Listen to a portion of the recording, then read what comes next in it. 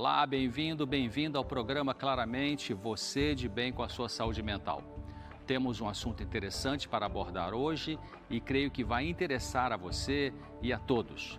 Vamos estudar sobre os temperamentos, os diferentes tipos de temperamentos. Descreveremos as características dos 4 tipos de temperamentos apontados pelo pai da medicina, Hipócrates, e analisaremos as características positivas e negativas de cada um e o que cada um precisa melhorar. Eu queria mandar realmente um agradecimento a todos vocês que têm assistido claramente, têm dado um feedback bastante positivo.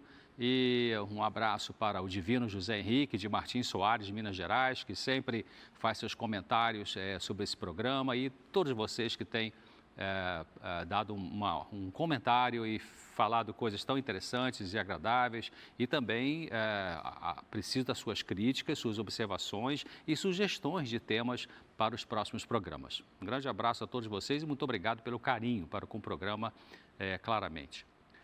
O psicólogo norte-americano Gordon Allport, falecido em 1967, achava complicado afirmar que um bebê recém-nascido tivesse uma personalidade, porque ele necessitaria de tempo para desenvolvê-la.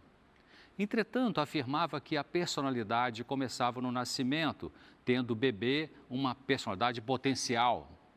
Segundo Allport, fazem parte da personalidade o físico, o temperamento e a inteligência. Dentre eles, o aspecto físico é o mais ligado à hereditariedade.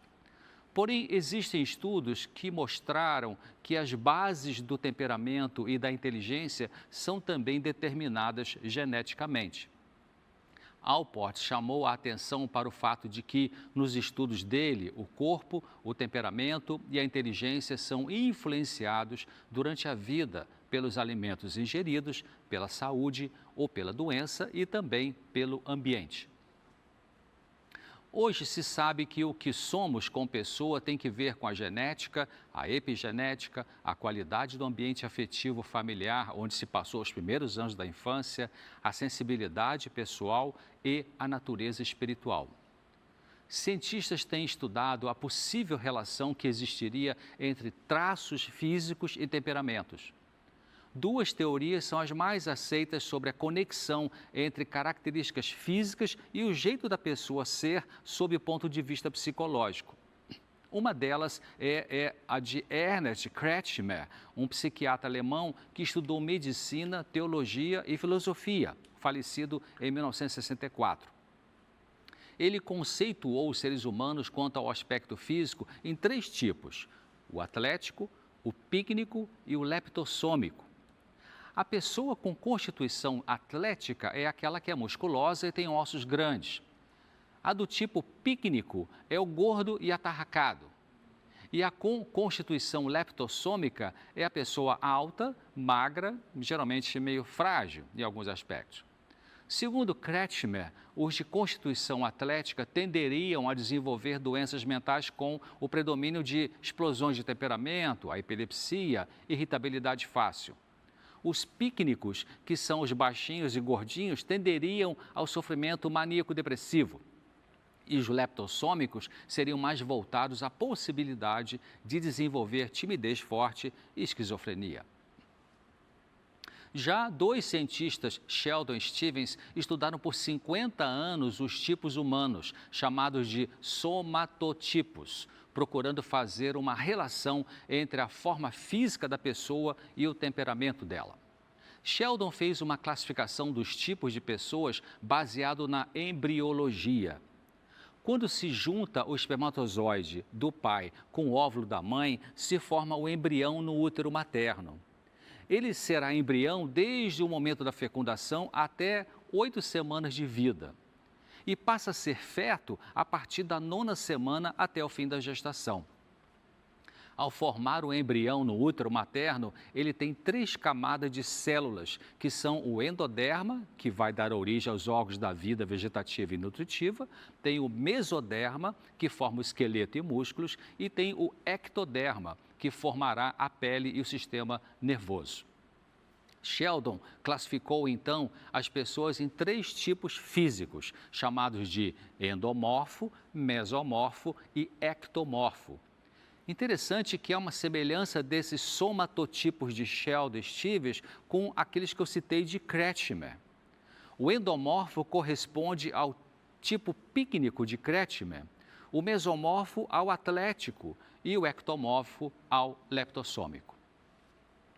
Então, nesta classificação baseada na embriologia, chegaram à conclusão assim: quem tem aspecto físico endomorfo, ou seja, pessoas com predomínio de tecido gorduroso, tórax largo, extremidades curtas, órgãos digestivos maiores, tenderiam a ser viscerotônicos, que são as pessoas expansivas, gostam de conforto, sociáveis. Quem tem aspecto físico mesomorfo, ou seja, musculoso, atlético, seriam somatotônicos, ou firmes, afirmativos, corajosos, temperamentais, explosivos. E o terceiro seria o ectomorfo, ou seja, magro, alto, frágil talvez, sistema nervoso sensível, possui maior cérebro, seriam cerebrotônicos, ou seja, pessoas com tendência a retraimento, a introversão, gostam da solidão e são bastante pensadores.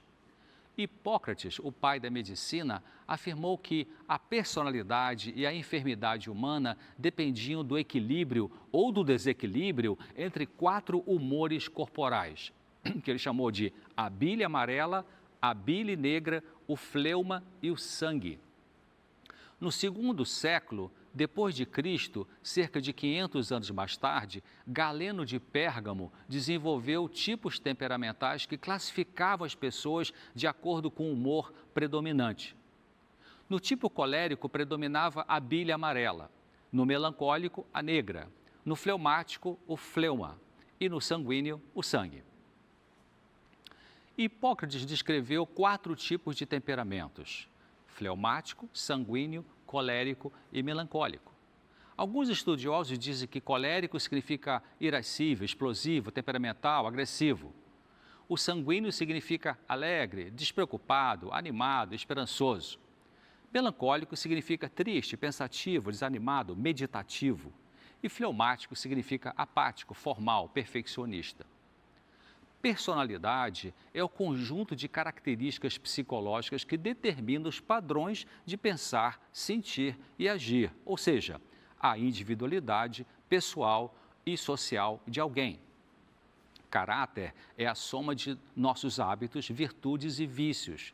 Caráter tem que ver com as consequências das experiências que vivemos e que influenciam na nossa maneira de ser, modulando as predisposições e tendências biológicas temperamentais. Sob o ponto de vista judaico-cristão, caráter engloba também os aspectos espirituais, como bondade, maldade, honestidade, corrupção, verdade, mentira, etc. O temperamento é a base emocional da personalidade. Tem que ver com a maneira primária, mais instintiva de você agir. Vamos olhar agora para as características positivas e negativas desses 4 temperamentos básicos, segundo Hipócrates, e o que cada um pode necessitar para melhorar e amadurecer. Primeiro, vamos ver o temperamento sanguíneo. As características positivas da pessoa com temperamento sanguíneo são: primeiro, geralmente é uma pessoa extrovertida e otimista, comunicadora e gosta de falar, tem carisma, é uma personalidade que atrai a outros e geralmente tem bastante amigos.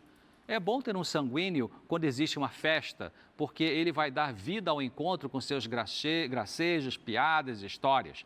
Também são bons atores, vendedores, recepcionistas ou em qualquer atividade pública. Mas como características negativas da pessoa sanguínea, existe o fato de que ela, em geral, vive num estado de desordem e, às vezes, é considerada uma pessoa instável. Pode estar entusiasmada com um projeto e depois sentir-se desanimada em relação ao mesmo. Outro problema tem que ver com como conta as histórias.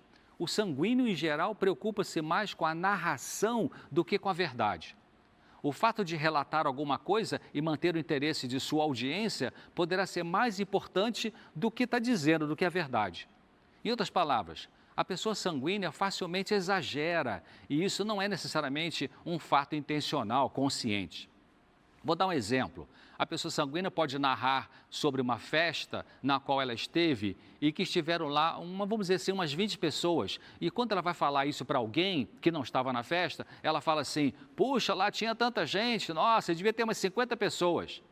Na hora em que ela está narrando, ela não está preocupada com os detalhes, eram 20, 30, 50, né, com a exatidão do fato ou a verdade do que está dizendo. Ela quer falar e interagir.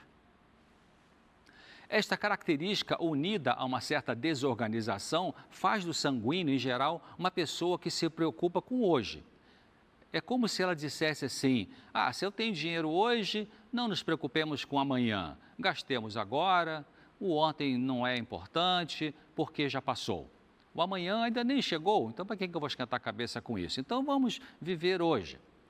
Então podemos dizer que as prioridades de uma pessoa que tem um temperamento sanguíneo, em muitos casos, são distintas dos outros temperamentos.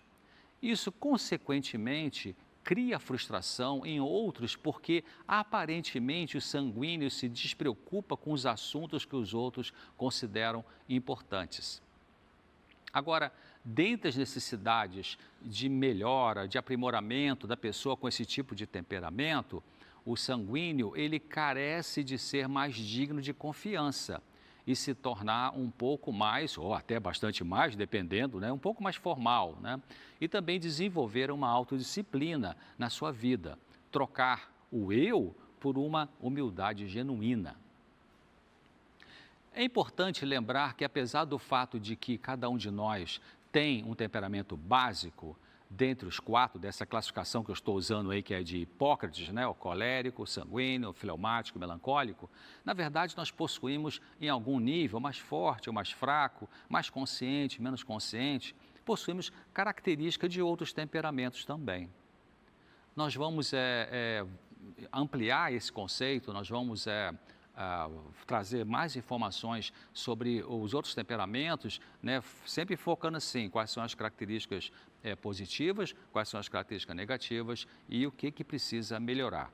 A gente tem que sempre pensar que, assim como no mundo de empresa se fala que qualidade é melhorando sempre, então na nossa vida pessoal também é assim. Ou seja, o amadurecimento, o crescimento como pessoa, ele é melhorar sempre. A gente nunca chega, não conheço ninguém que possa ter dito, a não ser Jesus Cristo, né? Cheguei num ponto e não preciso mais crescer. Todos nós temos necessidade de ajustes e quanto ao temperamento também. Nós vamos agora para um breve intervalo e já voltamos. Fique aí, é rapidinho.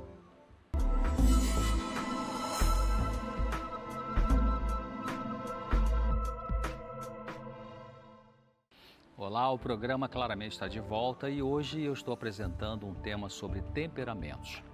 No primeiro bloco, analisamos sobre o temperamento sanguíneo. Vimos quais são as características positivas, negativas e o que é preciso melhorar no comportamento da pessoa que tem esse temperamento sanguíneo como predominante em sua personalidade. Antes de continuar, deixa eu lembrar você da revista Fique Leve. É uma revista interessante, aqui tem vários artigos, alguns sobre minha orientação, que fala sobre a ansiedade, depressão e outros assuntos de saúde física, mental e espiritual. Você pode receber gratuitamente, bastando pedir aí nesse endereço que você pode ver. Agora, nessa segunda parte, vamos ver sobre o temperamento melancólico, que é oposto ao sanguíneo, e também sobre o colérico e o fleumático. Da mesma forma que fizemos com o estudo do temperamento sanguíneo, vamos ver quais são os pontos positivos, negativos e as necessidades de melhora nesses 3 outros tipos de temperamento. Você pode assistir a primeira parte de hoje, assim como os programas anteriores, no site do programa na internet, indo na página novotempo.com/claramente ou no Facebook, facebook.com/claramenteNT e no YouTube, Claramente NT. NT, de novo, Novo Tempo. Também é possível assistir de novo o programa de hoje nos horários de reprise que você pode ver aí também. Vamos ver agora as características positivas do indivíduo com temperamento melancólico. Geralmente o melancólico é alguém sério e analítico. Frequentemente é um perfeccionista com sua vida bem organizada. Ele põe normas extremamente elevadas para tudo o que faz. Um exemplo de temperamento melancólico é Miguel Ângelo, ou Michelangelo, que foi pintor, escultor, poeta e arquiteto italiano, considerado um dos maiores criadores da história da arte no Ocidente. Ele nasceu em março de 1475 e morreu em fevereiro de 1564 em Roma, na Itália, tendo vivido então 89 anos. Dentre as suas obras mais famosas estão esculturas como a Pietà, que representa Maria segurando Jesus morto no seu colo. A de Davi também, que é belíssima, e a de Moisés. Michelangelo fez a belíssima pintura do teto da Capela Sistina lá no Vaticano e serviu como arquiteto da Basílica de São Pedro, compondo também muitos poemas. Imagine a preparação, a paciência e a dedicação necessária para um homem pintar o teto da Capela Sistina com a perfeição com que o fez. Antes de começar esse trabalho artístico, Michelangelo visitou muitas vezes o necrotério para estudar a anatomia dos cadáveres e assim captar perfeitamente a forma de cada osso e músculo na pintura do ser humano. Ele planejou cada detalhe de antemão, gastou meses fazendo desenhos minuciosos antes de subir a escada. O resultado desse esforço é que nossa admiração por esse artista aumenta com o passar dos anos. Então, era um melancólico. Dentre as características negativas do melancólico, podemos citar que ele tende a ser depressivo. Ele sofre com sentimentos de culpa e pensamentos negativos com muita frequência. Junto com isto, em geral, tende a ser crítico e anda com a sua autoimagem negativa ou pensamentos voltados para si mesmo com um certo exagero. Consequentemente, ele suspeita dos motivos e intenções das outras pessoas. Talvez as necessidades maiores para o indivíduo com temperamento melancólico amadurecer seja vencer o espírito crítico, deixar de preocupar-se consigo mesmo, ocupar-se em serviço amável pelos outros e esquecer de si mesmo, e também desenvolver um espírito de gratidão. Agora, vamos pensar sobre a pessoa com temperamento colérico. Esse tipo de temperamento tem como características positivas o seguinte: geralmente, o colérico é um líder, nasceu para comandar, para não dizer dominar. Sabe o que fazer na vida, tem uma missão e, junto com seu objetivo, possui um plano de ação para consegui-lo. Sua vida, a do colérico, é orientada por objetivos e ele não mede esforços para alcançar o alvo que ele propôs. Uma outra característica do colérico, uma boa característica, é que ele gosta de trabalhar tanto que, frequentemente, leva isso ao extremo e trabalha demasiado. O resultado é quase inevitável. Deixa os filhos, a esposa ou o marido, se for uma mulher colérica, se sentindo meio que abandonados, pelo menos em segunda prioridade. Também sabe como conseguir que os outros trabalhem em favor dos seus próprios objetivos. Sabe como organizar uma equipe de trabalhadores e motivá-los. Delega suas responsabilidades e obtém os resultados na data determinada. Isso é bom do colérico. Os coléricos são muito úteis para a sociedade. São os que ajudam a organizar melhor, a executar, são lógicos e valentes. São aventureiros e não temem assumir a liderança. Agora, como características negativas das pessoas com temperamento colérico, nós podemos dizer que custa muito, é muito difícil para o colérico pedir perdão, pedir desculpa, porque ele olha isso como sendo uma debilidade. E não é, né? Ele racionaliza muito bem seus erros e sabe jogar a culpa nos outros. É acentuadamente honesto em geral. Ao tomar suas decisões, o colérico faz correto, porém ignora por completo os sentimentos das outras pessoas. Realmente, o tato, a sensibilidade no relacionamento com as pessoas não são características fortes no colérico, são características difíceis dele, que ele precisa amadurecer. Então, Por isso que, dentre as necessidades do colérico, para amadurecer, melhorar como pessoa, estão a de desenvolver sensibilidade pelos outros, reconhecer a sua ira e seu espírito cruel, muitas vezes, aprender a pedir perdão e melhorar o tato com as pessoas, né? Evitar dominar e manipular as pessoas e ser mais flexível. Essa necessidade de flexibilidade é uma coisa muito importante, porque é muito comum o colérico, ele, como eu disse, não admitir que tem uma atitude às vezes rude de falar e geralmente quando se confronta isso com ele em geral diz, quando chega a ponto de admitir que realmente foi duro demais com a pessoa, passou por cima dos sentimentos igual um trator, às vezes até admite isso, mas em geral fala assim, é verdade, você tem razão, mas aí já quer encontrar uma desculpa para isso. Finalmente, vamos ao temperamento fleumático. Talvez esse seja um dos mais apreciados porque possui uma personalidade muito consistente e equilibrada. O fleumático é o mesmo hoje, ontem e amanhã. As características positivas de uma pessoa com predomínio do temperamento fleumático incluem o seguinte: ele sabe como se relacionar com os outros e faz isso de uma maneira calma e com tranquilidade. É passivo e frequentemente quieto, fica na dele. Tem a tendência de escutar os outros e dar conselhos quando sente que isso é apropriado.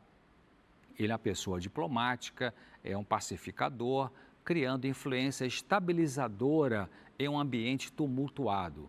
Tem uma briga, tem uma discussão na família, no trabalho, o fleumático vai lá e tenta consertar as coisas com paciência, com serenidade. É uma pessoa de confiança. Embora não se destacando necessariamente num grupo, o fleumático geralmente tem muitos amigos. E quantas características negativas, então, desse indivíduo que tem esse temperamento fleumático? Nós podemos dizer que, em geral, ele é meio lento para atuar. Ele realiza tudo com calma, às vezes calma demais. É pessimista e temeroso. Tem uma tendência a ser passivo e meio que indiferente. Não é um entusiasta, não fica vibrando, oba, cheguei e tal. Ele tem atitude de superioridade, muitas vezes se sente meio acima dos outros. Isso acontece também com alguns fleumáticos. Ele, em geral, desanima os outros e se isola daquilo que perturba, daquilo que o molesta.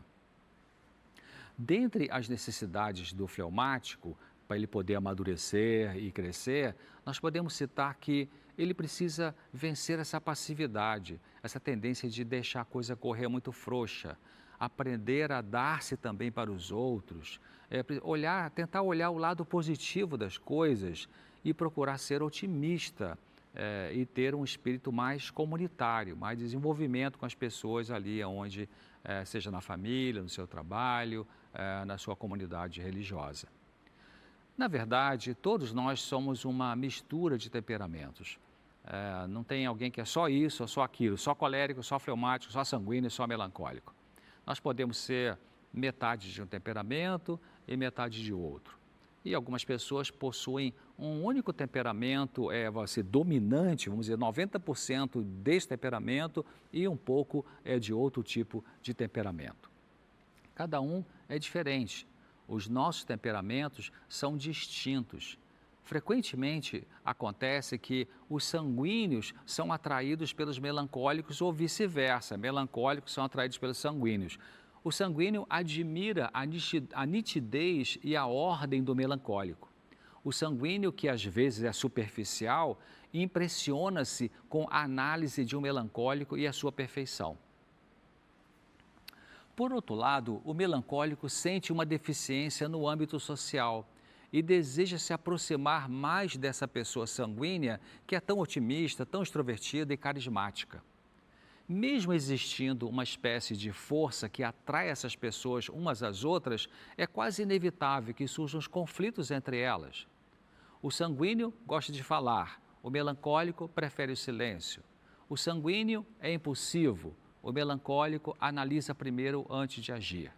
O sanguíneo é desordenado com as suas coisas, enquanto que o melancólico é organizado, ordenado. O sanguíneo pode gastar seu dinheiro sem se preocupar muito, e o melancólico quer um relatório concreto. Veja então um exemplo, se um amigo seu que tem um temperamento sanguíneo lhe pedir, vamos dizer assim, R$ 50 emprestado, prometendo devolver amanhã, muito provavelmente ele não vai devolver no dia seguinte.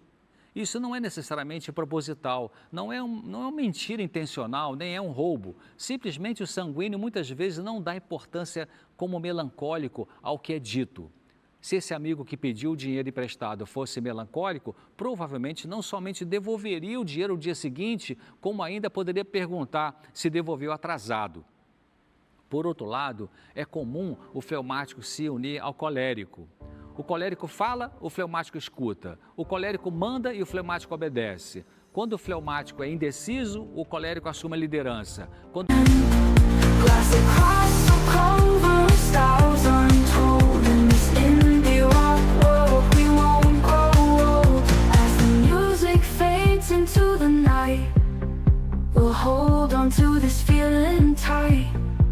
A blend of genres, a fusion so pure. In this chill style will endure.